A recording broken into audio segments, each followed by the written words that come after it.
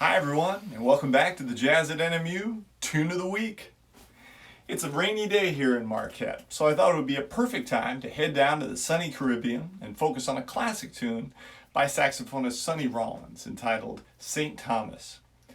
Rollins' mother was born in the island of St. Thomas, and he had many fond childhood memories of her singing a nursery song from the West Indies.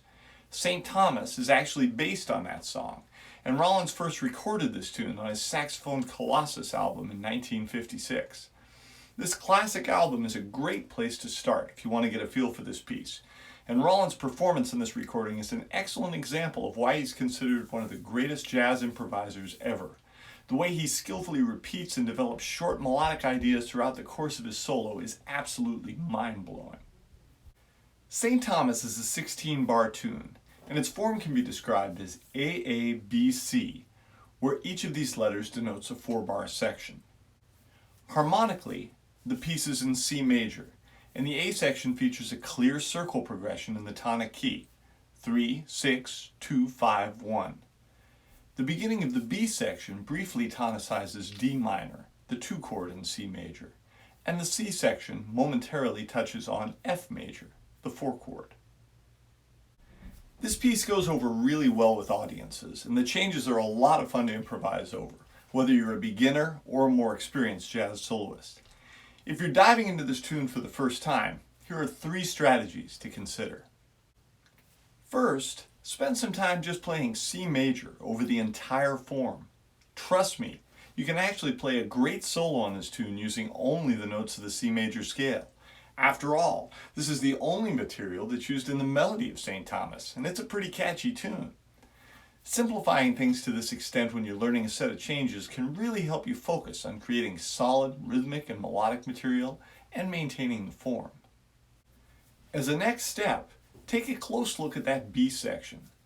This is really the most interesting part of the piece, because the harmonic rhythm slows down, we suddenly just have 1 chord per bar, and the key center shifts briefly to D minor. Try using a D harmonic minor scale over the minor 2/5 progression in the first 2 bars of the B section. This will give you a B flat and a C sharp, 2 important notes in these chords. In terms of phrasing, I'd also suggest you try to introduce a short melodic idea in these first 2 bars, and then provide an appropriate response in the next 2 bars, which is exactly what happens in the melody of St. Thomas at this point.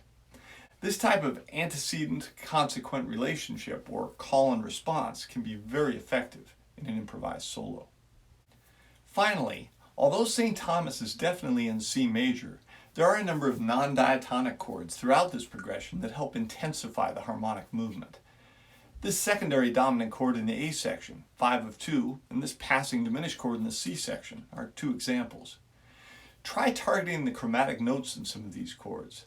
This will add color to your lines and give them a stronger sense of direction. All that's probably enough to keep you busy for a while. I hope you enjoy working on this piece this week. In the meantime, sit back, feel the ocean breeze coming in, and enjoy this brief performance of St. Thomas.